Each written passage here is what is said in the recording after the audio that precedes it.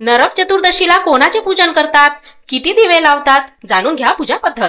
हिंदू धर्मानुसार दरवर्षी अश्विन महिन्याच्या चतुर्दशीला छोटी दिवाळी साजरी केली जाते। नरक चतुर्दशीच्या दिवशी भगवान श्रीकृष्णाने नरकासूर नावाचा राक्षसाचा वध करून सुमारे 16,000 स्त्रियांची मुक्तता केली असे मानले जाते। त्यामुळे हा दिवस दीप प्रज्वलन करून साजरा केला जातो। यासोबतच या दिवशी लोक यमासाठी दिवा लावून कुटुंबाच्या कल्याणासाठी प्रार्थना करतात। काय आहे नरक चतुर्दशीचे महत्त्व? नरक चतुर्दशीला छोटी दिवाळी असेही म्हणतात। धार्मिक मान्यतेनुसार चतुर्दशीचे व्रत करणाऱ्यांची सर्व पापे नष्ट होतात। या दिवशी उपवास केला जातो, संध्याकाळी उपवास सोडला जातो। नरक चतुर्दशीच्या दिवशी किती दिवे लावले जातात? नरक चतुर्दशीच्या दिवशी 14 दिवे लावले जातात।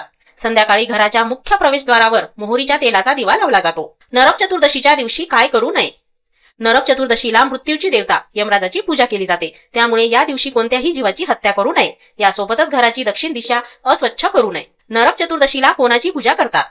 नरक चतुर्दशीच्या दिवशी भगवान श्रीकृष्ण, यमराज आणि धनाची देवी लक्ष्मी यांची पूजा केली जाते। नरक चतुर्दशीच्या दुसऱ्या दिवशी अमावस्येला दिवाळी साजरी केली जाते।